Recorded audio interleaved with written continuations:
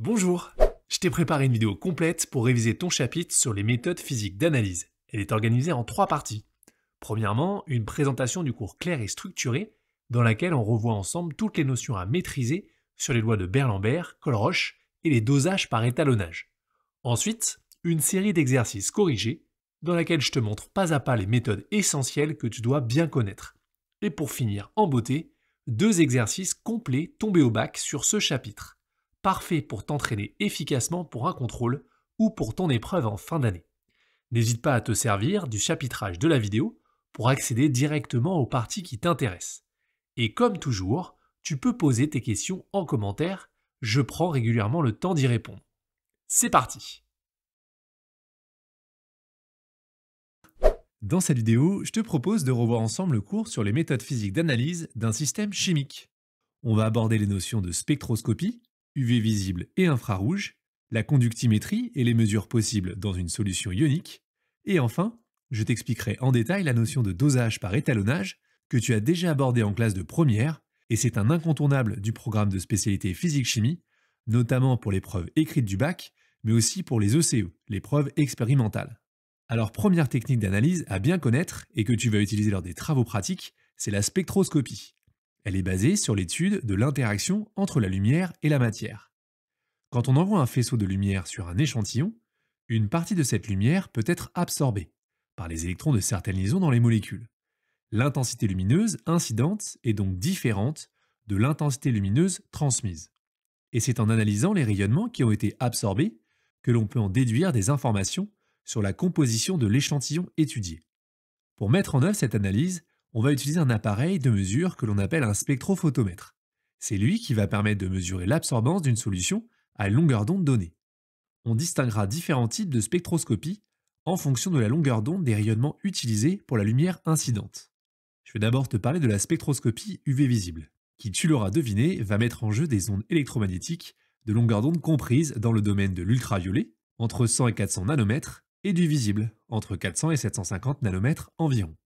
Et on va définir l'absorbance d'une solution, qui est symbolisée par la lettre grand A, et c'est une grandeur qui n'a pas d'unité de mesure.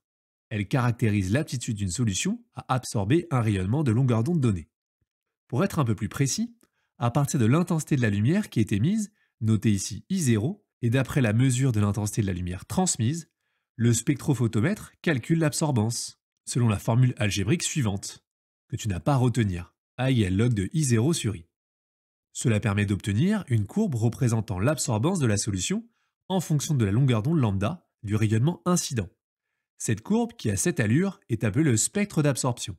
Il faut retenir que pour chaque espèce chimique, il existe une longueur d'onde caractéristique, notée lambda max, pour laquelle l'absorbance est maximale. C'est grâce à la lecture graphique sur le spectre d'absorption que tu peux la déterminer facilement.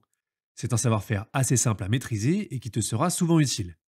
Et comme cette longueur d'onde au maximum d'absorption est propre à chaque espèce chimique, c'est une grandeur qui peut aider à l'identifier.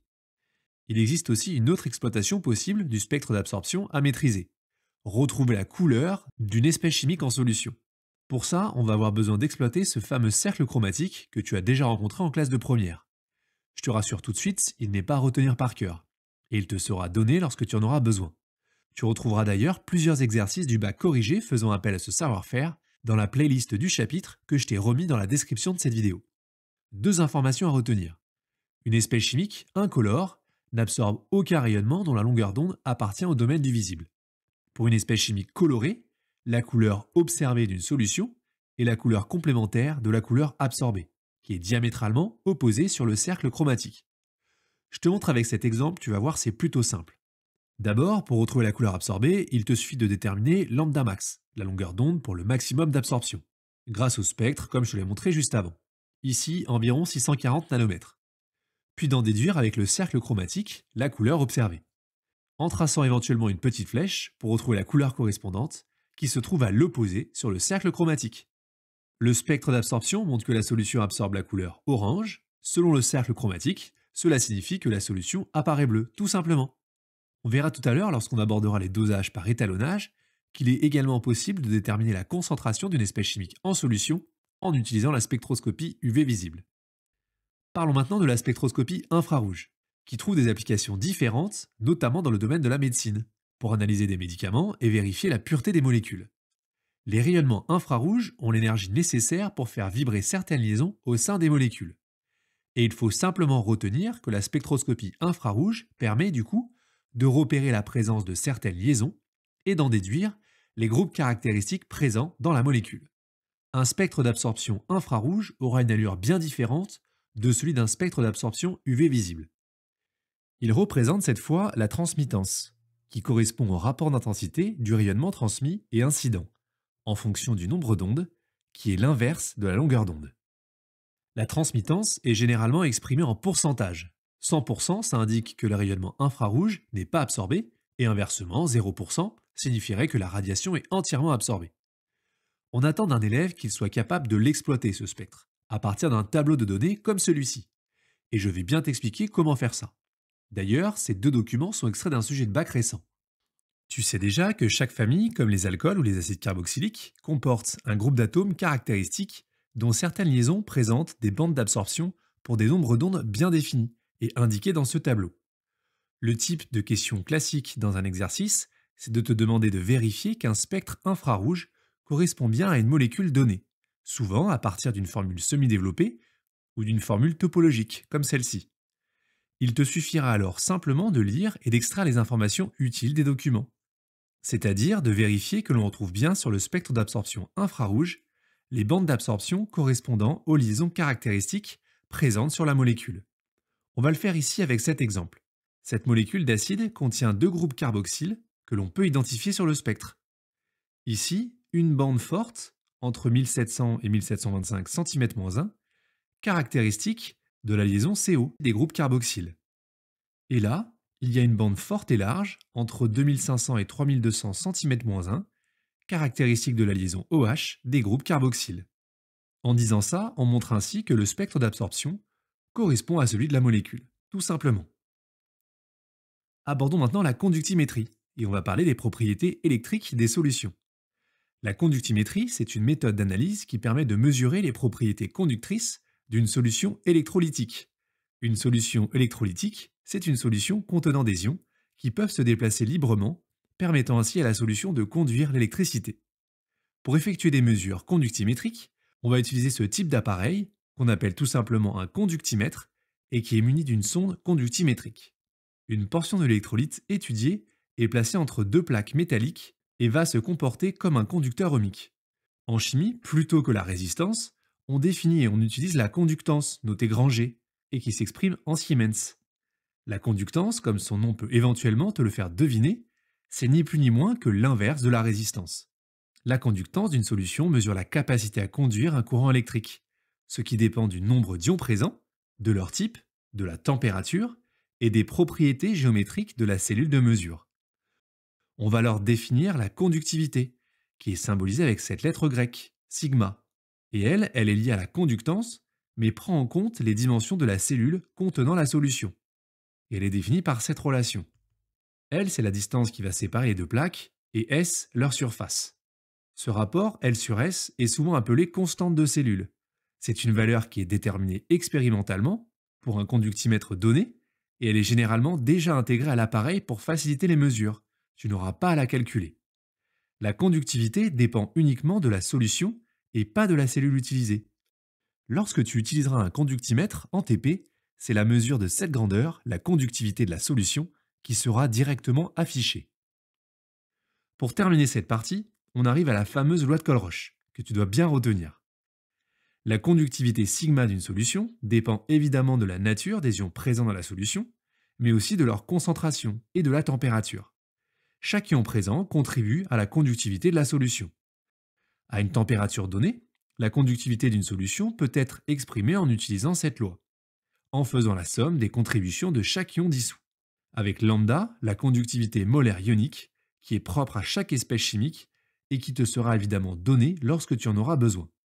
Deux remarques importantes lorsque tu utilises cette loi. Les concentrations doivent être exprimées en mol par mètre cube, par souci d'homogénéité des unités avec les autres grandeurs. Tu pourras être amené à effectuer des conversions et utiliser la correspondance entre ces deux unités que je t'ai remises ici. 1 mol par litre est égal à 1000 mol par mètre cube. La loi n'est valable que pour des concentrations assez faibles. On considère en général inférieur à 10-2 mol par litre.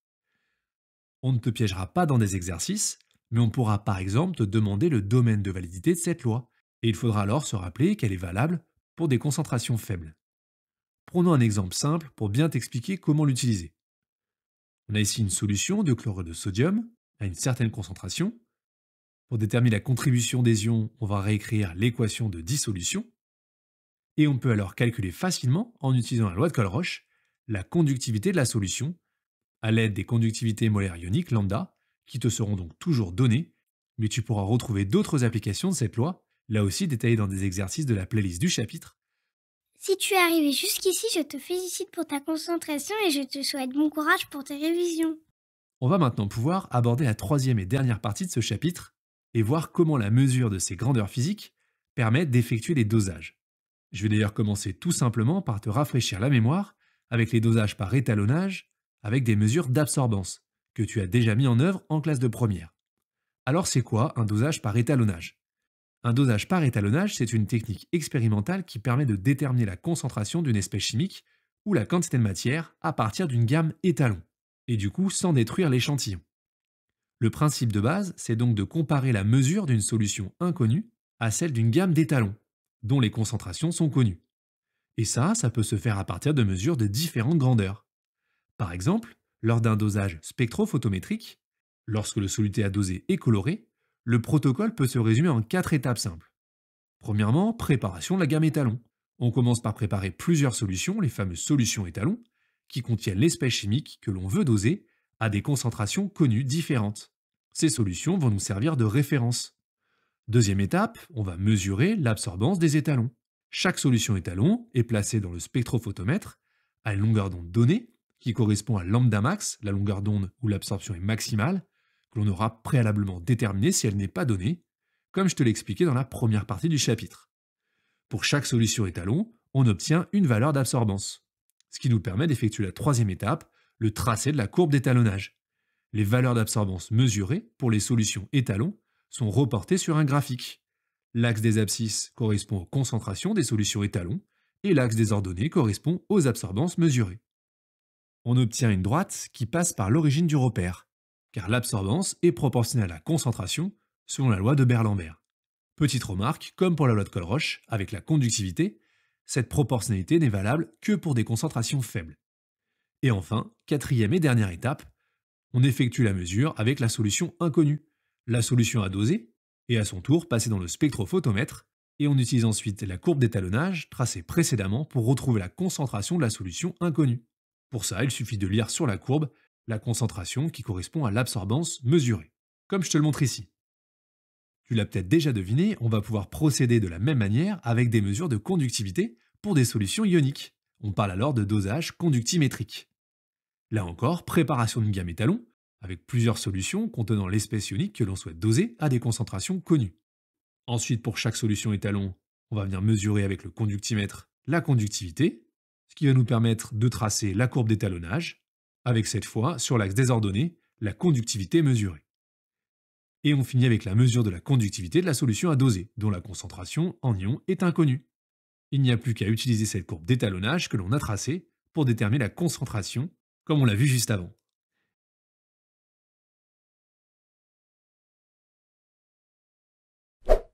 Bienvenue dans cette nouvelle vidéo dans laquelle on va parler d'absorbance, de solutions colorées, et on va voir comment déterminer la concentration d'une espèce chimique en solution à partir de son spectre d'absorption et de la loi de Beer-Lambert. Après quelques rappels de cours, je te proposerai un exercice corrigé pour voir comment utiliser cette loi. Pour aborder tout ça, on va commencer avec un concept simple que tu rencontres dans la vie de tous les jours. Lorsque tu prends un verre avec ton sirop préféré, tu comprends alors bien que plus ta boisson va être foncée, plus elle va être concentrée en sirop. Eh bien, la loi de Beer-Lambert est une loi qui relie justement la couleur de la solution à la concentration de l'espèce chimique colorée. En chimie, pour étudier précisément la couleur des solutions, on a vu dans une vidéo précédente qu'on mesure pour ça une grandeur qui s'appelle l'absorbance avec un spectrophotomètre. La loi de Beer-Lambert dit simplement que pour une longueur d'onde et une épaisseur de solution donnée, l'absorbance d'une solution diluée d'une espèce chimique colorée est proportionnelle à sa concentration. On peut traduire cette loi par cette relation entre A, l'absorbance, qui est une grandeur sans unité, et C, la concentration en quantité de matière exprimée en mol par litre. Pour être un peu plus complet, le coefficient de proportionnalité noté ici K est égal au produit du coefficient d'absorption molaire epsilon qui dépend de la longueur d'onde, de la nature du soluté et du solvant utilisé lors de la mesure, et petit l, c'est la longueur de la solution traversée, donc la longueur de la cuve utilisée lors de la mesure dans le spectrophotomètre. Ces valeurs te seront bien sûr données si tu en as besoin. C'est pour ça qu'on retrouve parfois cette écriture pour la loi de Berlambert. A égale epsilon LC. Retiens finalement que l'absorbance est proportionnelle à la concentration, pour une longueur d'onde et une épaisseur de cuve fixée. C'est ça qui va nous intéresser, puisque du coup, ça va nous permettre de doser une espèce chimique en mesurant son absorbance et grâce à une courbe d'étalonnage. La courbe d'étalonnage, on l'obtient en mesurant l'absorbance de solutions de différentes concentrations. Je te rappelle aussi que pour plus de précision, ces mesures d'absorbance se font à la longueur d'onde pour laquelle le spectre d'absorption de l'espèce chimique à doser présente une absorbance maximale. Comme ces deux grandeurs sont proportionnelles, on obtient une droite qui passe par 0. Il ne reste alors plus qu'à mesurer l'absorbance de la solution à doser, de concentration inconnue du coup, et de déterminer cette concentration en exploitant tout simplement la droite d'étalonnage en effectuant cette lecture graphique. Je te propose d'appliquer maintenant tout ça dans un exercice pour t'aider à cibler les points importants à maîtriser. N'hésite pas à mettre pause pour essayer de le traiter seul avant de regarder la correction détaillée. On nous donne ici une courbe d'étalonnage et on demande dans la première question de déterminer l'équation de cette droite. Pour ça, il faut être à l'aise avec ce savoir-faire que tu as souvent travaillé en mathématiques. Cette droite a pour équation A égale K fois C. C'est l'équation d'une fonction linéaire, sa représentation graphique est une droite qui passe par l'origine du repère, et petit k est le coefficient directeur de cette droite, ou aussi appelé parfois la pente. On trouve la pente de cette droite, le coefficient directeur petit k, grâce à deux points particuliers. Je prends ces deux points-là puisque je vois que la lecture graphique est facilitée sur le quadrillage. Delta y sur delta x, la différence des ordonnées divisée par la différence des abscisses. On trouve ce coefficient de proportionnalité qui est égal à 250 litres par mol. Et c'est à partir de l'équation de cette droite qu'on va maintenant pouvoir répondre à la deuxième question et déterminer la concentration d'une solution dont l'absorbance correspond à 1,2.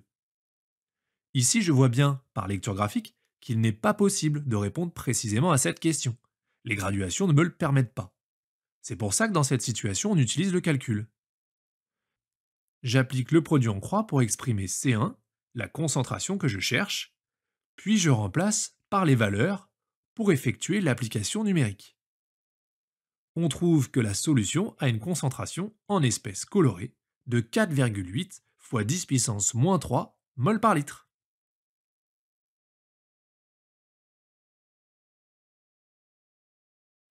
Dans cette vidéo, je vais t'expliquer comment utiliser la loi de Colroche qui permet de calculer une concentration à partir de la mesure de la conductivité d'une solution. On va pour ça corriger ensemble pas à pas cet exercice en faisant les rappels de cours importants à retenir et en te donnant quelques astuces. Je te laisse le soin pour t'entraîner de mettre la vidéo en pause et essayer de faire d'abord seul avant de regarder la correction. Tu dois savoir que la conductivité d'une solution, c'est une grandeur symbolisée par la lettre sigma et qui dépend de la nature des ions en solution ainsi que de leur concentration.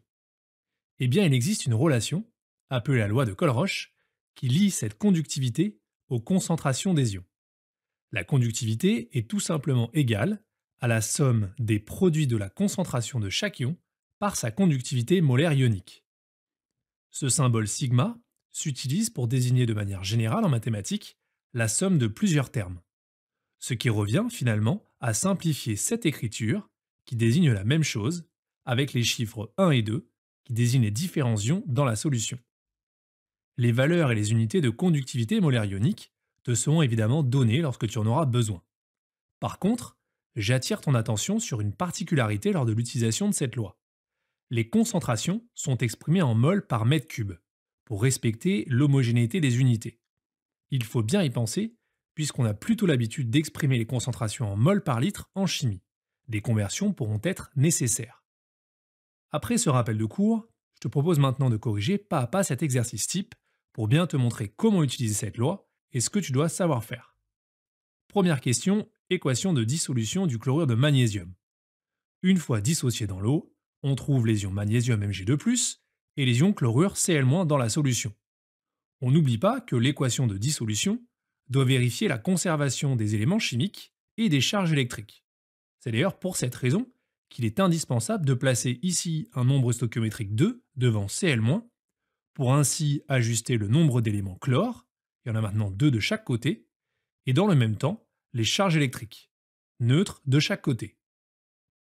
Avec cette équation de dissolution correctement ajustée, on peut maintenant facilement en déduire les relations entre les concentrations effectives de chacun des ions et la concentration en soluté apportée notée C. Cette équation de réaction indique bien que pour 1 mol de MgCl2, il se forme 1 mol d'ion Mg2+, et 2 mol d'ion chlorure, ce qui permet d'écrire que la concentration Mg2+, est égale à C, la concentration en soluté apportée, et la concentration en ion Cl- est égale à 2 fois C. Il y a 2 fois plus d'ion chlorure que d'ion magnésium. De manière générale, pour ces équations de dissolution, tu peux retenir que la formule du solide ionique indique qu'il y a 2 fois plus d'ion chlorure que d'ion magnésium, ce qui implique que la concentration d'ion chlorure est aussi 2 fois plus grande. On arrive maintenant à la troisième et dernière question, dans laquelle on va pouvoir utiliser cette fameuse loi de Colroche pour calculer la concentration C. Elle nous permet donc d'exprimer la conductivité en fonction des conductivités molaires ioniques et des concentrations des ions présents en solution. En utilisant les résultats de la question 2, on remplace ensuite chaque concentration par son expression, en fonction de C, ce qu'on cherche. Et à partir de là, il ne reste plus qu'à manipuler cette formule pour isoler et exprimer C, ce qu'on cherche. Je commence pour ça par factoriser dans le membre de droite par C. Puis, pour isoler C, je divise maintenant chaque membre de l'égalité par l'expression entre parenthèses. On a ainsi trouvé l'expression littérale de C en fonction des données de l'énoncé. On n'a maintenant plus qu'à passer à l'application numérique et utiliser une calculatrice pour trouver le résultat. Je prends soin de l'exprimer avec 2 chiffres significatifs, comme la donnée qui en comporte le moins en a également 2. Attention, ici, comme on l'a précisé tout à l'heure dans les rappels de cours, cette concentration est bien exprimée en mol par mètre cube. Ce n'est pas demandé explicitement dans cet énoncé, mais comme tu pourrais être amené à le faire, je te propose de terminer cette rédaction en convertissant ce résultat en mol par litre. Pour effectuer des conversions d'unités, je te donne une petite astuce lorsque tu as des difficultés. Pense à passer par une correspondance simple entre les deux unités. 1 mol par litre est égal à 1000 mol par mètre cube. S'il y a 1 mol dans 1 litre, si je prends une solution de même concentration, eh bien dans 1 mètre cube, il y aura 1000 mols. Comme dans 1 mètre cube, il y a 1000 litres. Je n'ai maintenant plus qu'à compléter les facteurs de conversion pour retrouver que pour convertir de mol par mètre cube à mol par litre, il faut diviser par 1000.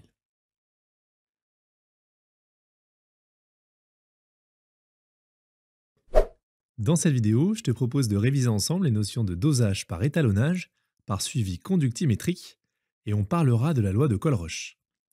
On va revoir les points importants du cours en corrigeant cet exercice pas à pas. Tu peux, si tu le souhaites, mettre la vidéo en pause à tout moment pour chercher seul les réponses. On y va pour la première question, dans laquelle il est demandé de tracer la courbe d'étalonnage. J'en profite pour te rappeler qu'un dosage par étalonnage, c'est une méthode d'analyse qu'on utilise pour déterminer la concentration d'une espèce chimique en solution en comparant une grandeur physique caractéristique de la solution, ici il s'agit de la conductivité, à celle de solutions de concentration connues qu'on appelle les solutions ou la gamme étalon. Et c'est exactement ce qu'on a ici. Pour faire ça, on va venir tracer une courbe d'étalonnage sur un graphique avec en ordonnée la grandeur physique mesurée. Donc ici, c'est bien la conductivité sigma, mais parfois ça peut aussi être l'absorbance, dans le cas d'un suivi par spectrophotométrie, et en abscisse, la concentration. Il n'y a plus qu'à placer les points correspondants à chaque solution de la gamme étalon, puis à tracer la droite modèle obtenue sur cette représentation graphique qu'on appelle la droite d'étalonnage. Avec ça, on va pouvoir passer à la deuxième question et exploiter cette droite. Lorsque la solution ionique est suffisamment diluée, on considère que c'est le cas pour des concentrations inférieures à 10-2 mol par litre et qu'elle ne contient qu'un seul soluté ionique, la conductivité est proportionnelle à la concentration en soluté apportée. La loi de Colroche traduit cette relation de proportionnalité. Ici, la représentation graphique obtenue est bien une droite qui passe par l'origine et qui traduit du coup bien cette loi, c'est-à-dire la proportionnalité entre la conductivité et la concentration. Dernière question de cet exercice, avec ce savoir-faire à bien maîtriser. Déterminer une concentration à partir d'une courbe d'étalonnage. Pour ça, on va simplement utiliser la valeur de la conductivité de la solution S qui est donnée ici, dans l'énoncé, pour la comparer à notre gamme étalon. Puis on détermine la valeur de CS par lecture graphique en repérant la valeur de 1,25 sur l'axe des ordonnées, puis en projetant sur la droite modèle, on retrouve sur l'axe des abscisses la concentration d'une solution qui a cette valeur de conductivité. 5,0 millimol par litre. Millimol par litre, ça veut dire 10 puissance moins 3 mol par litre, que je remplace ici. Mais attention, la solution S est une solution qui a été diluée, ce qui est d'ailleurs souvent le cas dans ce type de dosage par étalonnage. Puisque je te le rappelle, pour être dans le domaine de linéarité de la loi de Colroche, il faut bien que les concentrations soient inférieures à 10 puissance moins 2 mol par litre.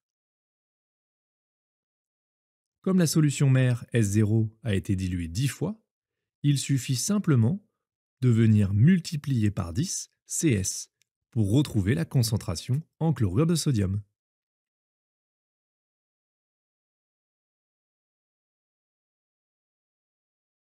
Dans cette vidéo, je vais t'expliquer ce que tu dois savoir faire pour exploiter ce type de graphique que l'on obtient lors d'un dosage par étalonnage. On va voir comment utiliser la loi de Beer-Lambert et la méthode pour calculer un coefficient directeur. Je te propose pour ça de corriger ensemble cet exercice type extrait d'un sujet de bac et je t'encourage à mettre la vidéo en pause à tout moment pour essayer de t'entraîner à le faire seul. Le dosage par étalonnage, c'est une méthode utilisée en chimie pour déterminer une concentration ou une quantité de matière. Le principe est finalement assez simple. On peut obtenir une courbe d'étalonnage comme celle-ci grâce à la mesure de l'absorbance de différentes solutions contenant l'espèce colorée à doser et dont on connaît les concentrations. En reportant ces mesures sur un graphique, on obtient ainsi l'évolution de l'absorbance en fonction de la concentration en espèces colorées. Ces mesures mettent en évidence la loi de Beer-Lambert, que tu dois bien connaître car tu la retrouveras souvent dans des exercices. Et c'est justement ce qu'on te demande de justifier dans la première question. Ce que tu cherches à identifier dans ces situations, c'est que la représentation graphique est celle d'une fonction linéaire, c'est-à-dire une droite qui passe par l'origine du repère. Et ça, c'est bien compatible avec la loi de Beer-Lambert, qui dit que pour une longueur d'onde fixée, l'absorbance d'une solution diluée est proportionnelle à la concentration. On peut ainsi écrire cette relation mathématique, A égale K fois C, avec K un coefficient constant. En mathématiques, on parlerait de coefficient directeur. Pour Y, ici on a l'absorbance, sur l'axe des ordonnées, et pour X, la concentration, sur l'axe des abscisses. Petite remarque, cette loi n'est valable que pour les faibles concentrations. C'est pour ça que tu rencontreras lors de ce type de dosage des solutions diluées, c'est-à-dire de l'ordre de 10-2 mol par litre maximum. Dans la deuxième question, on demande d'établir la relation exprimant l'absorbance en fonction de la concentration molaire en ion fer 3. Autrement dit, on cherche à déterminer ce fameux coefficient K. Ça, c'est un savoir-faire important à maîtriser. Ça revient finalement à déterminer, à partir du graphique, le coefficient directeur de cette droite. On va reprendre ensemble pas à pas la méthode. Pour déterminer le coefficient directeur, on va utiliser 2 points sur la droite. De préférence, éloignés l'un de l'autre pour plus de précision. Je les indique sur le graphique. Et je peux lire avec précision la valeur de l'absorbance du point B, ici, sur l'énoncé. Puis, il faut se souvenir qu'il faut utiliser cette relation pour calculer le coefficient directeur à partir des coordonnées des 2 points. Il est égal à la différence des ordonnées divisé par la différence des abscisses. YB moins YA sur XB moins XA. Ensuite, il faut prendre soin de lire les valeurs à l'aide du graphique et de l'énoncé. Pour l'absorbance, c'est une grandeur sans unité. Et pour les concentrations, il faut faire attention. C'est bien indiqué ici qu'elles sont exprimées en millimoles par litre. C'est pour ça que j'ai multiplié chaque valeur par 10 puissance moins 3 pour convertir en mol par litre. Après calcul, et en conservant bien 3 chiffres significatifs, on trouve la valeur de K. Pour son unité, on peut retrouver ici que c'est l'inverse de celle de la concentration, donc litre par mol. Je termine en prenant soin de réécrire la relation recherchée avec la valeur de K. Avec ça, on va pouvoir terminer tranquillement cet exercice en l'utilisant dans la question 3. On a une mesure d'absorbance d'une solution dont on souhaite déterminer la concentration. Autrement dit, avec cette relation, comment calculer C à partir de A et de K.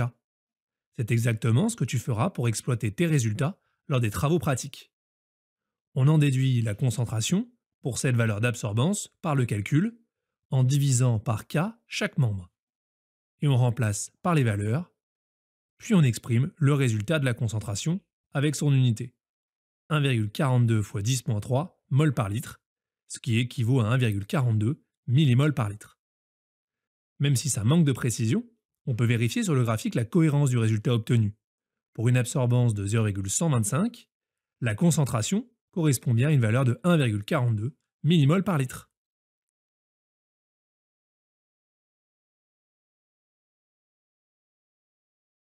Comment exploiter un spectre d'absorption infrarouge pour identifier des groupes caractéristiques présents dans une molécule?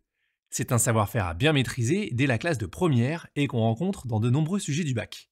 Dans cette vidéo, je vais t'apprendre à faire ça facilement en t'expliquant bien la méthode à suivre. Le principe est assez simple. Tu dois être capable, lorsqu'on te donne les bandes d'absorption caractéristiques en infrarouge de certaines liaisons, d'identifier leur présence ou leur absence sur le spectre d'absorption. Pour commencer, je te rappelle qu'un spectre d'absorption infrarouge a toujours cette allure. On retrouvera en abscisse les nombres d'ondes, qui correspondent en fait à l'inverse de la longueur d'onde des lumières monochromatiques envoyées sur l'échantillon. Comme tu peux le remarquer, ils sont croissants de la droite vers la gauche. C'est une particularité. Et en ordonnée, on a ce qu'on appelle la transmittance. La transmittance, c'est tout simplement le taux, souvent exprimé en pourcentage, de lumière ayant traversé l'échantillon sans être absorbée. Du coup, ce que tu dois bien comprendre, c'est qu'une bande d'absorption, comme celle que je te montre ici, correspond à une baisse de transmittance. Autrement dit, les pics vers le bas correspondent à de l'absorption. Et en fonction des nombres d'ondes auxquelles on trouve ces bandes d'absorption, de leur intensité et de leur forme, on va pouvoir dire si oui ou non certaines liaisons sont présentes. Et par la même occasion, si on connaît les liaisons, on pourrait identifier les groupes caractéristiques présents ou non sur la molécule étudiée.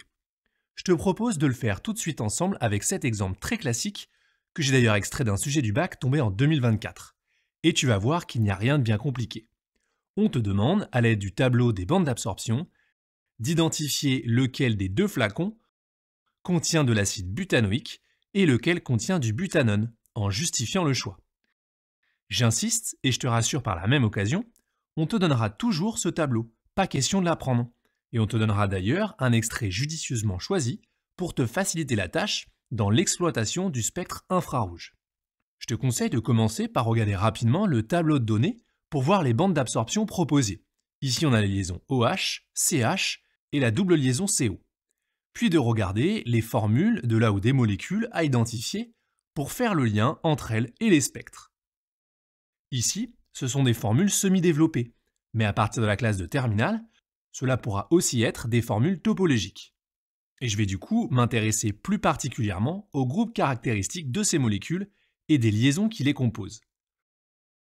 Pour l'acide butanoïque, comme son nom l'indique, on est en présence d'une molécule appartenant à la famille des acides carboxyliques, sur laquelle on retrouve un groupe carboxyle avec la combinaison d'un groupe carbonyle avec une double liaison CO, et sur le même carbone, un groupe hydroxyle lié, une liaison OH. Je passe sur la formule semi-développée du butanone, molécule appartenant à la famille des cétones. On retrouve aussi un groupe carbonyle en milieu de chaîne avec sa liaison double CO. Je n'accorde pas d'attention particulière à la liaison CH qui ne fait pas partie des groupes caractéristiques de ces molécules. Maintenant qu'on y voit un peu plus clair, on va pouvoir entrer dans le vif du sujet et chercher à identifier sur les spectres infrarouges la présence ou l'absence des bandes d'absorption correspondant à ces liaisons, de manière à pouvoir attribuer à chaque molécule son spectre, comme c'est demandé. Je commence avec le spectre infrarouge du flacon 1, celui de gauche. Je cherche à identifier une liaison OH. Pour ça, il me suffit de lire dans le tableau et je recherche sur l'axe des abscisses les nombres d'ondes correspondant entre 2500 et 3200 cm-1 avec une bande d'absorption, c'est-à-dire un pic vers le bas, je te rappelle, avec une intensité forte et qui est large. Et elle est bien présente, c'est celle que je te montre ici. Tu vois, il suffit simplement de bien lire le tableau de données et le spectre infrarouge. J'espère que jusque-là, tout est clair pour toi. Sinon, n'hésite pas à me poser des questions en commentaire, je prends régulièrement le temps d'y répondre. De la même manière, je vais maintenant venir chercher s'il y a ou non une bande d'absorption entre 1650 et 1750 cm-1 pour confirmer la présence de la double liaison CO. J'ai bien dit confirmer, puisqu'on s'attend ici, en toute logique, à trouver cette bande, puisqu'on l'a identifiée au préalable sur les deux formules semi-développées des molécules proposées. Et elle est bien là, on est rassuré. En exploitant ce spectre infrarouge, on peut en déduire qu'il correspond à une molécule sur laquelle il y a à la fois la double liaison CO et une liaison OH. Cela permet de dire que parmi les deux molécules proposées, seule celle de l'acide butanoïque contient ces deux liaisons, et peut donc correspondre à la molécule se trouvant dans ce flacon 1. Pour confirmer ce résultat, on va prendre soin d'exploiter également le spectre infrarouge du flacon 2. Ce sera aussi l'occasion de vérifier que tu as bien compris la méthode. Je me place sur l'axe des abscisses pour identifier qu'il présente bien une bande forte entre 1650 et 1750 cm-1 associée à la liaison CO. Et regarde bien ici, une absence de bande forte et large entre 2500 et 3200 cm-1 associée à la liaison OH. Attention, cette bande d'absorption que l'on voit aux alentours de 2800-3000 cm-1 d'intensité moyenne et qui n'est pas large correspond aux absorptions des liaisons CH présentes dans les deux molécules. Mais ce n'est pas une bande d'intensité forte et large entre 2500 et 3200 cm-1 comme celle attendue pour une liaison OH. C'est ça qui permet d'exclure la présence d'une liaison OH dans la molécule qui a donné ce spectre infrarouge. On est rassuré, ces résultats sont cohérents. On peut rédiger une phrase de conclusion et indiquer que le flacon 1 contient de l'acide butanoïque, puisque c'est la seule molécule sur laquelle on retrouve ces deux liaisons, et que le flacon 2 contient du butanone, avec une liaison double CO, mais pas de liaison OH.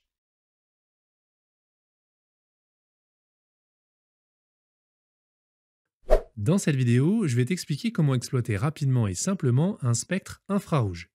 C'est un savoir-faire à bien maîtriser dès la classe de première au lycée et qui tombe souvent dans des sujets de bac. D'ailleurs, l'exemple ci-dessous qu'on va traiter est un extrait d'un sujet tombé en 2022. Je vais bien t'expliquer ce que tu dois savoir faire pour que tu sois ensuite à l'aise dans tes exercices. On demande de montrer que le spectre infrarouge présenté est cohérent et peut être attribué à celui de la molécule d'acide succinique. D'abord, il faut que tu saches que la spectroscopie infrarouge, c'est une technique d'analyse qui permet d'identifier la nature des liaisons et les groupes caractéristiques présents dans une molécule. Donc, quand on va te demander d'exploiter ce genre de spectre, on te donnera toujours un tableau et c'est grâce à lui que tu vas pouvoir identifier différentes liaisons présentes dans la molécule. On demande ici de vérifier qu'il s'agit du spectre de cette molécule. Quand tu vois cette formule, qu'on appelle une formule topologique, il faut que tu sois capable de reconnaître les groupes caractéristiques. Si tu n'es pas à l'aise avec cette notion, je te remets ici le lien des vidéos que j'ai réalisées sur le sujet. Ici, on reconnaît facilement deux groupes carboxyles sur cette molécule, deux groupes COOH, au début et en bout de chaîne. Du coup, sur le spectre, on va chercher à identifier les liaisons qui sont présentes dans ce groupe caractéristique. c'est-à-dire C double liaison O et la liaison OH. Pour ça, on va venir exploiter le tableau de données avec le nombre d'ondes de la bande caractéristique de ces liaisons et de vérifier si on la retrouve bien sur le spectre. C'est ça que tu dois savoir faire, tout simplement. On y va ici ensemble. D'abord pour la liaison C double liaison O. Je vois dans le tableau que dans le cas d'un acide, donc c'est bien celle-ci, on doit retrouver une bande forte entre 1700 et 1725 cm-1. Je viens donc me placer sur le spectre à cette valeur, sur l'axe des abscisses. Je fais bien attention aux graduations. Et je peux par exemple surligner pour vérifier et mettre en évidence la présence de cette bande d'absorption. Je vais ensuite venir refaire exactement la même chose pour la deuxième liaison du groupe caractéristique qu'on cherche à identifier, c'est-à-dire la liaison OH d'un acide carboxylique. Là encore, c'est grâce au tableau que je vois qu'on cherche à identifier une bande forte à moyenne, large, entre 2500 et 3200 cm-1. Je viens donc me placer à ces valeurs sur le spectre et j'identifie, là encore, la présence de cette bande caractéristique. En conclusion, on peut proposer comme rédaction que la molécule d'acide succinique contient deux groupes carboxyles et on identifie bien sur le spectre une bande forte entre 1700 et 1725 cm-1, caractéristique de la liaison C double liaison O de ces groupes carboxyles, et aussi une bande forte et large entre 2500 et 3200 cm-1, caractéristique de la liaison OH des groupes carboxyles.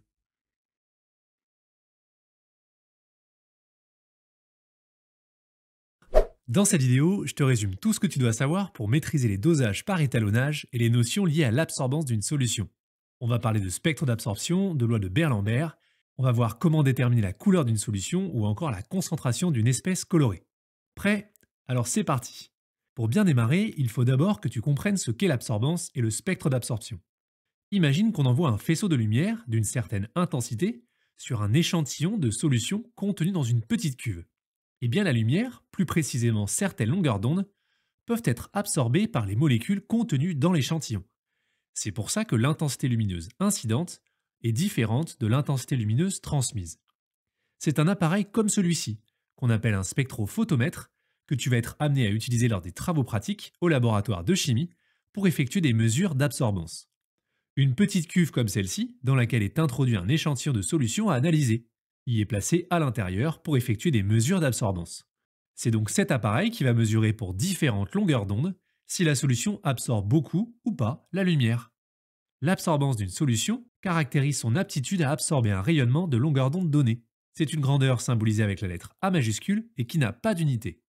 Pour être un peu plus précis, à partir de l'intensité de la lumière qui est émise, notée I0, et d'après la mesure de l'intensité de la lumière qui est transmise, notée I, le spectrophotomètre calcule l'absorbance, selon cette formule que tu n'as pas à retenir. Les mesures réalisées par le spectrophotomètre permettent d'obtenir une courbe qui a cette allure, représentant l'absorbance de la solution sur l'axe des ordonnées en fonction de la longueur d'onde lambda du rayonnement incident sur l'axe des abscisses. Tu as ici l'exemple du spectre d'absorption d'une solution de permanganate de potassium. Plus l'absorbance est élevée pour une longueur d'onde donnée, plus la solution absorbe cette lumière, tout simplement. Donc ici, dans cet exemple, on peut remarquer que ce sont les rayonnements entre 500 et 600 nanomètres environ qui sont particulièrement absorbés par une solution de permanganate de potassium. Pour une espèce chimique donnée, on observe un maximum d'absorption à une longueur d'onde particulière, appelée lambda max. C'est la première chose à bien maîtriser dans ce chapitre, être capable de déterminer la longueur d'onde maximale sur un spectre d'absorption. Et pour ça, rien de plus simple, il te suffit de repérer le point le plus haut de la courbe et d'aller chercher l'abscisse de ce point, comme je te le montre ici, qui correspond à la valeur de lambda max. Maintenant que tu sais ce qu'est un spectre d'absorption et comment l'obtenir, on va pouvoir s'attaquer au deuxième savoir-faire à bien maîtriser dans ce chapitre, être capable d'expliquer ou de prévoir la couleur d'une solution à partir du spectre d'absorption. C'est une des raisons pour lesquelles on utilise souvent cette technique expérimentale. Elle te permet de prévoir la couleur d'une solution. Alors comment faire ça? Le principe de base à bien retenir est le suivant. La couleur observée d'une solution, celle que l'on voit avec nos yeux, est la couleur complémentaire de la couleur absorbée. Et je te rassure tout de suite, pour trouver la couleur complémentaire, on n'attend pas d'un élève qu'il les connaisse par cœur, mais simplement qu'il sache utiliser un cercle chromatique comme celui-ci, qui te sera systématiquement donné lorsque tu en auras besoin, y compris le jour du bac. Il faut donc tout simplement que tu retiennes que sur un cercle chromatique, les couleurs complémentaires sont diamétralement opposées. On va le faire ici avec cet exemple ensemble pour que tu comprennes bien. Premièrement, tu commences par déterminer sur le spectre d'absorption lambda max, la longueur d'onde au maximum d'absorption, comme je te l'ai montré juste avant. Deuxièmement, tu te sers du cercle chromatique mis à disposition pour retrouver la couleur de la solution. D'abord en repérant dessus lambda max, qui est ici, environ 525 nanomètres, puis en allant chercher la couleur qui est diamétralement opposée, comme je te le montre ici avec la double flèche. Le spectre d'absorption montre que la solution absorbe la couleur verte. Donc je peux écrire tout simplement que selon le cercle chromatique, une solution qui absorbe le vert apparaît dans la couleur complémentaire, c'est-à-dire le magenta. On est rassuré, ça correspond bien à la couleur perçue. Facile, non? Allez, on peut passer à la troisième partie et je vais maintenant te parler de la célèbre loi de Beer-Lambert, un incontournable pour relier l'absorbance d'une solution et la concentration. La loi de Beer-Lambert nous dit que l'absorbance d'une solution est proportionnelle à la concentration de l'espèce absorbante pour une longueur d'onde et une épaisseur de solution donnée. On peut l'exprimer ainsi, A égale K fois C, avec K une constante. C'est sous cette forme-là qu'il faut la retenir. Mais pour aller un peu plus loin, K correspond à epsilon fois L, avec epsilon le coefficient d'absorption molaire qui dépend de l'espèce chimique colorée, et petit l l'épaisseur de solution traversée, autrement dit de la cuve utilisée dans le cas d'une étude avec un spectrophotomètre. Remarque importante, cette proportionnalité entre l'absorbance et la concentration n'est valable que pour des concentrations faibles.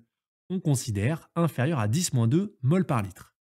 Tu retrouveras plusieurs exercices corrigés dans la playlist du chapitre avec des applications de cette loi.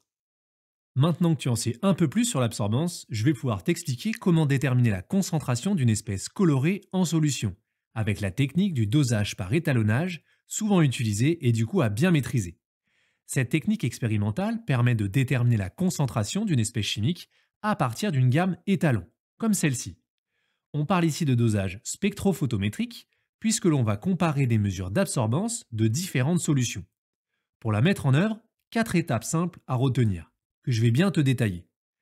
Premièrement, préparation de la gamme étalon.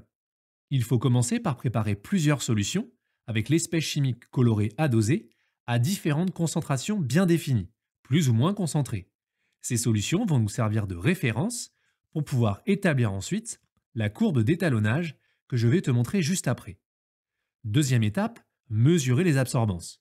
On mesure l'absorbance de chaque solution étalon à une longueur d'onde fixée, à la longueur d'onde correspondant à lambda max, au maximum d'absorption. Autrement dit, lors des TP, il faudra d'abord déterminer lambda max en réalisant le spectre d'absorption de la solution à doser, comme je te l'ai montré tout à l'heure. Puis, on viendra mesurer l'absorbance de chaque solution étalon à cette longueur d'onde, réglée sur le spectrophotomètre. Une fois que tu auras toutes ces mesures, tu pourras passer à l'étape 3, qui consiste à tracer la courbe d'étalonnage. Il faut alors reporter sur le graphique les concentrations des solutions en abscisse et les absorbances en ordonnée. Chaque mesure correspond à une solution étalon. On obtient une droite qui passe par l'origine du repère, car l'absorbance est proportionnelle à la concentration d'après la loi de Beer-Lambert, comme on l'a vu tout à l'heure. On arrive alors à la dernière étape du protocole expérimental d'un dosage par étalonnage. On va mesurer l'absorbance de la solution inconnue, de la solution à doser, et à partir de cette mesure, on va venir exploiter la courbe d'étalonnage pour retrouver sur l'axe des abscisses la concentration qui correspond à l'absorbance mesurée, comme je te le montre ici. Pour conclure cette présentation, je vais revenir sur quelques limites du protocole à connaître. Comme toute technique expérimentale, il est important de connaître les limites pour éviter les erreurs de mesure. Attention aux concentrations élevées. Comme je te l'ai bien expliqué, la loi de Beer-Lambert n'est valable que pour des concentrations relativement faibles. Lorsque la concentration devient trop élevée, l'absorbance ne suit plus une loi de proportionnalité avec la concentration et tu risques de te retrouver avec des résultats faussés. Ce type de dosage ne peut donc se faire que pour des concentrations inférieures à 10-2 mol par litre. Attention également au choix de la longueur d'onde pour la mesure d'absorbance des différentes solutions. Là encore, je te l'expliquais avec le protocole, pour optimiser la précision, il est nécessaire d'effectuer les mesures d'absorbance des différentes solutions à lambda max, là où l'absorbance est maximale. Cela permet de maximiser la précision de la mesure et d'éviter les erreurs dues à une faible absorption.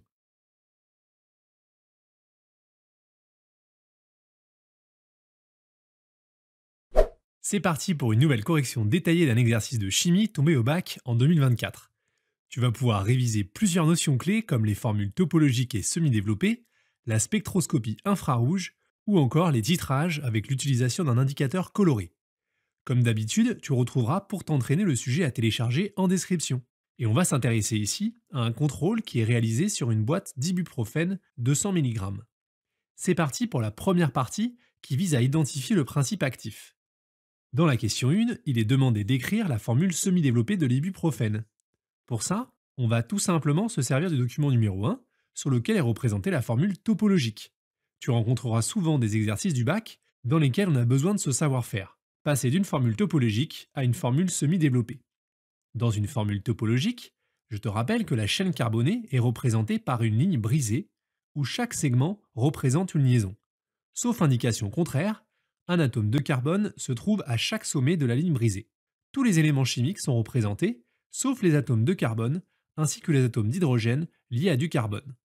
Et l'astuce, pour retrouver facilement la formule semi-développée, c'est de bien se souvenir que les atomes de carbone portent autant d'hydrogène que nécessaire pour établir, au total, 4 liaisons covalentes. Je te conseille de d'abord les identifier au brouillon, par exemple sur le sujet. C'est pour ça que sur chaque sommet, où on compte 3 liaisons, je viens simplement écrire un atome de carbone lié à un atome d'hydrogène, pour former la 4e liaison manquante, qui n'est pas représentée sur la formule topologique. S'il y a déjà 4 liaisons, alors il n'y a pas de liaison CH en plus, comme sur les sommets que je viens de rajouter. Et ainsi de suite. Il n'y a plus qu'à recopier tout ça proprement sur ta copie. Sur la formule semi-développée d'une molécule figurent bien ses différents atomes, représentés par leurs symboles, et les différentes liaisons, simples, doubles ou triples, entre les atomes, à l'exception de celles entre un hydrogène et un autre carbone. On identifie alors facilement ici, comme cela est demandé dans la question 2, un groupe carboxyle, RCOOH, et la famille fonctionnelle associée, qui est la famille des acides carboxyliques.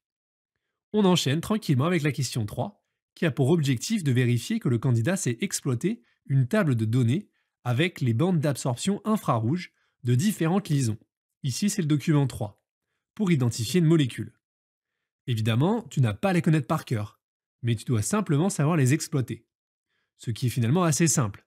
On analyse tout simplement cette table pour identifier les liaisons présentes sur la molécule d'ibuprofène, sur laquelle on vient de travailler et sur laquelle on vient d'identifier un groupe caractéristique carboxyle.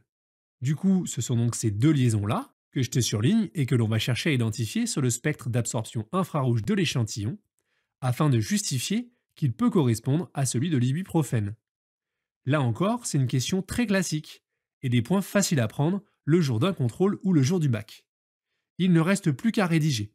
On peut identifier sur le spectre de l'échantillon une bande d'absorption moyenne et large autour de 3000 cm-1, qui correspond à la liaison OH acide carboxylique, et une bande d'absorption forte et fine vers 1700 cm-1, qui correspond bien à la liaison double CO d'un acide carboxylique. Cela permet de justifier qu'il peut correspondre à celui de l'ibuprofène, qui contient ces différentes liaisons chimiques. On termine ainsi la première partie de cet exercice, et on passe maintenant au contrôle du dosage d'un comprimé. Il est comme toujours important de bien lire l'énoncé pour assimiler le protocole suivi pour réaliser ce dosage, mais on va y revenir ensemble tranquillement étape par étape dans les différentes questions. Question 4. Représenter le montage légendé permettant d'effectuer ce dosage par titrage.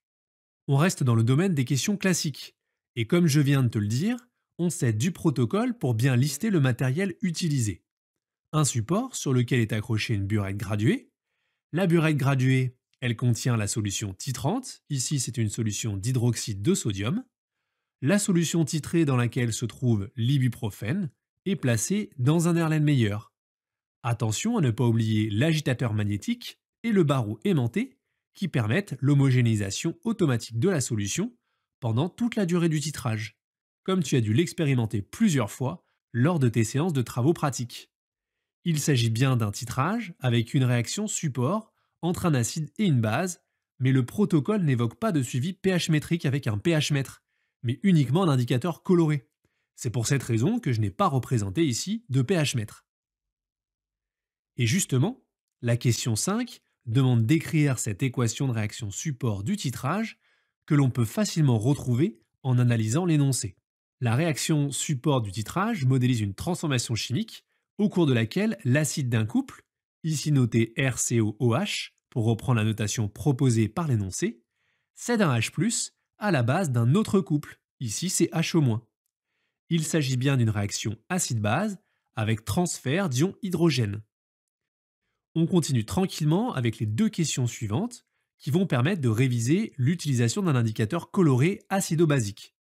J'ai pris soin ici de te rappeler qu'un indicateur coloré acido-basique est composé d'un couple acide-base dont la forme acide et la forme basique ont deux teintes différentes.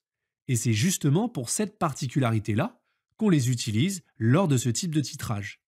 Pour expliquer son rôle simplement, comme il est demandé dans la question 6, on peut dire que l'utilisation du rouge de crésolol lors du titrage permet de repérer le volume équivalent grâce à un changement de couleur lors de la variation brusque de pH. Pour ça, la zone de virage de l'indicateur coloré choisi doit nécessairement contenir la valeur du pH à l'équivalence. C'est ce qui motive ce choix. Comme le sujet l'indique ici, le pH attendu à l'équivalence est voisin de 8,1, qui est bien compris dans la zone de virage du roule de crésolol, compris entre 7,2 et 8,8. Tout simplement. On termine la correction de ce sujet avec les deux dernières questions, un tout petit peu plus difficiles. Déterminer la valeur de la masse d'ibuprofène contenue dans le comprimé. Pour faire ça, il suffit d'exploiter le volume équivalent qui était directement donné ici dans le sujet. Il est précisé que le virage de l'indicateur coloré a lieu pour un volume d'hydroxyde de sodium versé de 15,5 ml. Retiens bien que pour exploiter les résultats d'un titrage, il faut toujours commencer par rappeler la définition de l'équivalence. C'est ce qu'on va faire. À l'équivalence, les réactifs ont été introduits en proportion stoichiométrique, et ça veut dire que les quantités de matière des réactifs, titrants et titrés, donc comme on l'a dit tout à l'heure, RCOH et HO-, sont introduites dans les proportions stoichiométriques. Ça se traduit par cette égalité, qui est le point de départ du raisonnement. Attention, cette égalité s'écrit en divisant bien chaque quantité de matière des réactifs par le nombre stoichiométrique associé dans l'équation de la réaction support du titrage. C'est d'ailleurs pour ça que j'ai pris soin de la réécrire ici. Ici, c'était un cas simple, puisque chaque nombre stoichiométrique est égal à 1. Je te conseille également, pour chaque exploitation de résultat d'un titrage, d'utiliser des surligneurs de couleurs différentes pour chacun des réactifs. On peut alors dans un premier temps les exploiter pour calculer facilement la quantité de matière initiale en RCOOH. Pour ça, on exprime la quantité de matière en HO- à l'équivalence, qui est égale à CB fois VB équivalent, puis on passe à l'application numérique, en veillant bien, comme toujours, à l'homogénéité des unités, qui nécessite ici de convertir le volume équivalent en litres en multipliant par 10 puissance moins 3. On ne perd pas de vue que l'on souhaite déterminer une masse, il faut donc, à partir de cette quantité de matière, utiliser cette relation qui lie petit m la quantité de matière, petit m la masse et grand M la masse molaire pour pouvoir la calculer. Nouvelle application numérique, à l'aide de la masse molaire cette fois, donnée dans l'énoncé, et pour laquelle j'ai repris cette expression pour la quantité de matière d'ibuprofène plutôt que le résultat arrondi pour plus de précision. Ici, attention à bien interpréter ce résultat obtenu, bien comprendre sa signification. Il s'agit d'une masse de 80 mg qui est contenue dans un volume de 20 ml, prélevée dans la fiole jaugée de 100 ml. Une lecture attentive de l'énoncé était bien nécessaire. Il ne faut donc pas s'arrêter là pour parvenir à déterminer la masse d'ibuprofène contenue dans le comprimé. Pour y arriver, il suffit simplement d'utiliser une relation de proportionnalité que je vais illustrer simplement avec un tableau, avec ce que l'on vient de déterminer et ce que l'on cherche. On en déduit de cette manière la masse d'ibuprofène contenue dans un comprimé, initialement extrait et introduite dans une fiole de 100 ml, soit 400 mg. La dernière question nous amène à interpréter ce résultat. justifier que la valeur obtenue est compatible avec une erreur d'étiquetage. Je t'ai remis ici un extrait de l'introduction du sujet qui permettait de faire ça. Il ne fallait pas perdre de vue que dans cet exercice, on s'intéresse à un contrôle réalisé sur une boîte d'ibuprofène 200 mg. Du coup, on peut dire que ce résultat est compatible avec une erreur d'étiquetage, puisqu'il s'agissait de contrôler une boîte d'ibuprofène 200 mg et qu'il en existe également sous forme de 400 mg, que l'on a identifié ici.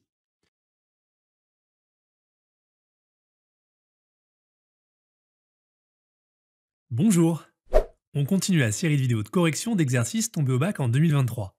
Aujourd'hui au programme, dosage par étalonnage, loi de Beer-Lambert et calcul de quantité de matière. Un beau programme pour réviser et bien te réexpliquer les méthodes importantes à maîtriser. Je te laisse le soin de mettre pause ou d'éventuellement télécharger le sujet en description pour t'entraîner avant de regarder la correction détaillée. On va chercher à doser les ions fer3 dans un échantillon d'eau d'une nappe phréatique. On nous explique qu'en présence d'ions thiocyanate, SCN- incolore, les ions fer3 forment des ions thiocyanato-fer3, qui sont colorés en solution aqueuse. Et la première partie s'intéresse à cette réaction, avec une première question très classique dans laquelle on demande de déterminer en justifiant la couleur d'une solution contenant ces ions thiocyanato-fer3. Pour ça, il suffit simplement de venir exploiter le spectre d'absorption de ces ions en solution aqueuse.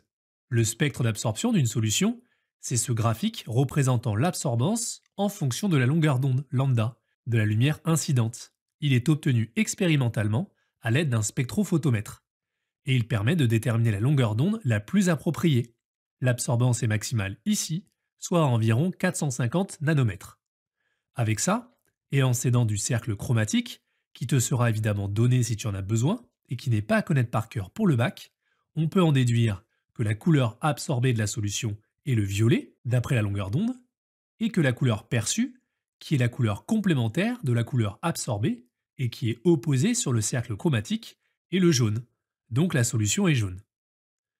Question suivante, exprimer puis calculer le quotient de réaction initial, QR0. Je te rappelle que le quotient de réaction d'une transformation chimique, c'est une grandeur qui se calcule à partir des concentrations des réactifs au dénominateur et des produits au numérateur. Le quotient de réaction permet de prévoir l'évolution du système chimique, dans le sens direct ou dans le sens indirect, mais on va y revenir. Même si on n'est pas dans cette situation ici, j'en profite pour te rappeler pour tes révisions que seules les concentrations des espèces dissoutes en solution doivent apparaître dans le quotient de réaction. Si l'eau, solvant des solutions aqueuses, est impliquée dans la réaction chimique, on remplace sa concentration, qui n'aurait pas de sens, par la valeur 1. Et si un solide est impliqué, on remplace sa concentration, qui n'aurait pas de sens non plus, par 1 dans l'expression de QR. On est bien ici à l'état initial, d'où cet indice QR0. L'état initial, c'est-à-dire que la réaction n'a pas encore commencé. Cette concentration est donc bien égale à 0, donc QR0 est égal à 0. Et QR est une grandeur sans unité. Comme je te l'ai dit au départ, le quotient de réaction permet de prévoir l'évolution du système chimique. On le compare pour ça à la constante d'équilibre, K, qui est donnée ici dans l'énoncé. Comme QR0 est inférieur à K, on peut en déduire que le système évolue dans le sens direct, c'est-à-dire dans le sens de la formation des ions thiocyanate-fer3. On a terminé pour cette première partie et on peut passer à la partie B et l'analyse d'un échantillon. Afin d'évaluer la concentration en ion fer3 contenue dans un sol, on dose par spectrophotométrie les ions thiocyanate-fer3 contenus dans une solution aqueuse notée S. Première question de cette partie B, question de cours qui pourrait d'ailleurs aussi être posée lors de tes ECE, ton épreuve d'évaluation des compétences expérimentales, préciser en justifiant la longueur d'onde à laquelle doit être réglé le spectrophotomètre pour réaliser les mesures d'absorbance. Alors pour réaliser un dosage par étalonnage spectrophotométrique, tu dois savoir que la longueur d'onde choisie est celle du maximum d'absorption. Donc ici, lambda max égale 450 nanomètres. C'est à cette longueur d'onde que la sensibilité des mesures est la meilleure, et cela permet de limiter les incertitudes de mesure. C'est cette justification-là qui est attendue pour le candidat, et que tu dois retenir. La longueur d'onde choisie est celle du maximum d'absorption. Ensuite, comme pour tous les dosages par étalonnage, on s'intéresse à la gamme d'étalonnage. On demande de dresser, en justifiant, la liste du matériel nécessaire à la réalisation de la solution étalon 5 à partir de la solution mère. On va pour ça rédiger le protocole expérimental en indiquant précisément le matériel utilisé. 5 solutions étalons de différentes concentrations sont préparées à partir d'une solution mère notée SM. Donc il faut commencer par déterminer le volume de solution mère, VM, à prélever pour obtenir la solution étalon, et du coup, la bonne verrerie à utiliser. Pour étudier une dilution, je te conseille comme d'habitude de bien noter ce que l'on connaît et ce que l'on cherche. D'un côté la solution mère, on connaît sa concentration, et la solution fille, la solution étalon 5, qui doit être de cette concentration, et on souhaite en préparer un volume de 50 ml. C'est donc ici VM qu'on cherche. Et pour le déterminer, on va commencer par noter cette propriété qui te permet de déterminer l'inconnu. Au cours d'une dilution, la quantité de matière de soluté est conservée. Donc je peux écrire que la quantité de matière de la solution mère prélevée est égale à la quantité de matière de soluté qu'on retrouvera dans la solution fille. On remplace petit n par C fois V, et on exprime ce que l'on cherche, VM, en divisant par CM chaque membre. Il n'y a plus qu'à passer à l'application numérique, en veillant bien à l'homogénéité des unités. Ici, j'ai laissé le volume fille en millilitres, donc on trouve le volume de la solution mère à prélever, 5,0, exprimé en millilitres. On pouvait également, mais ce n'était pas indispensable ici, convertir ces différents volumes en litres en multipliant par 10 puissance moins 3. On en déduit de cette manière le protocole expérimental pour la préparer, avec la liste de matériel que j'ai pris soin de souligner. On commence par verser la solution mère dans un bécher, ensuite on prélève à l'aide d'une pipette jaugée de 5 ml munie d'une poire à pipeter un volume de 5 ml de solution mère, qu'on va venir verser dans une fiole jaugée de 50 ml. On ajoute ensuite de l'eau distillée, aux 3/4, on agite pour homogénéiser, puis on complète jusqu'au trait de jauge, tout simplement. On continue tranquillement avec la question suivante, dans laquelle on demande de donner l'expression de la loi de Berlambert en définissant chaque terme et en donnant leur unité. Une nouvelle question de cours à parfaitement maîtriser. L'absorbance d'une espèce chimique en solution diluée, c'est-à-dire pour des concentrations inférieures à 10-2 mol par litre, est proportionnelle à sa concentration en quantité de matière. A égale K fois C. A, c'est donc l'absorbance, grandeur sans unité. K, c'est une constante de proportionnalité en litres par mol. Et C, c'est la concentration en quantité de matière en mol par litre.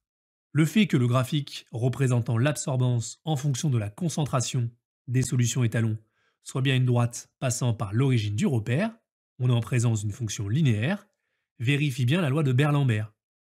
Et c'est exactement ce qui est demandé dans la question qui suivait. Maintenant que le décor est bien planté, on va pouvoir s'attaquer à la dernière question, celle qui demande le plus de réflexion dans cet exercice. On s'intéresse au dosage de la solution S, et il est indiqué que l'absorbance de l'échantillon, mesurée dans les mêmes conditions que pour les solutions étalons, est de 0,70. On demande de déterminer la masse d'ion fer 3 contenue dans 1 litre d'eau de la nappe phréatique. On peut commencer par exploiter ce résultat expérimental et déterminer la concentration en ion thiocyanato-fer 3 dans l'échantillon. A égale K fois C, j'exprime C, ce que l'on cherche, A divisé par K. K, c'est le coefficient directeur de cette droite qu'on retrouve ici, c'était donné, et j'exprime C en mol par litre. Je peux en déduire ainsi la quantité de matière correspondante, N égale C fois V. L'échantillon S est bien un volume de 50 ml, donc 50 fois 10 moins 3 litres, pour bien respecter l'homogénéité des unités. D'après l'équation de la réaction, que je peux recopier ici, et en considérant que tous les ions fer 3 initialement présents dans l'échantillon ont réagi, on peut alors écrire que la quantité de matière initiale en ion fer 3 dans cet échantillon est égale à la quantité de matière en ion thiocyanato-fer 3 qui sont dosés ici. Autrement dit, que le volume V0 égale 25 ml d'un échantillon d'eau qui était prélevé dans une nappe phréatique, donc d'où ces ions proviennent, d'après le protocole de préparation de la solution S, contenait cette quantité de matière en ion fer 3. Et maintenant qu'on a la quantité de matière, on va pouvoir en déduire la masse correspondante, avec cette relation qui est la quantité de matière, la masse et la masse molaire, qui fait partie des relations à connaître, en veillant toujours bien à l'homogénéité des unités. Il ne reste plus qu'à conclure en calculant la masse dans 1 litre, donc dans un volume 40 fois plus grand d'eau de la nappe phréatique. Il y avait plusieurs manières possibles pour retrouver ce résultat. Tu pouvais également calculer, à partir de cette masse, la concentration en masse de l'échantillon de 25 ml prélevé, comme je te l'ai fait ici. Et évidemment, on retrouve bien sûr le même résultat. J'espère que mes explications ont été claires et que ça t'a aidé dans tes révisions. Je te propose de se retrouver dans cette playlist avec d'autres exercices du bac corrigés. Je te souhaite bon courage pour tes révisions et ton épreuve, et à bientôt!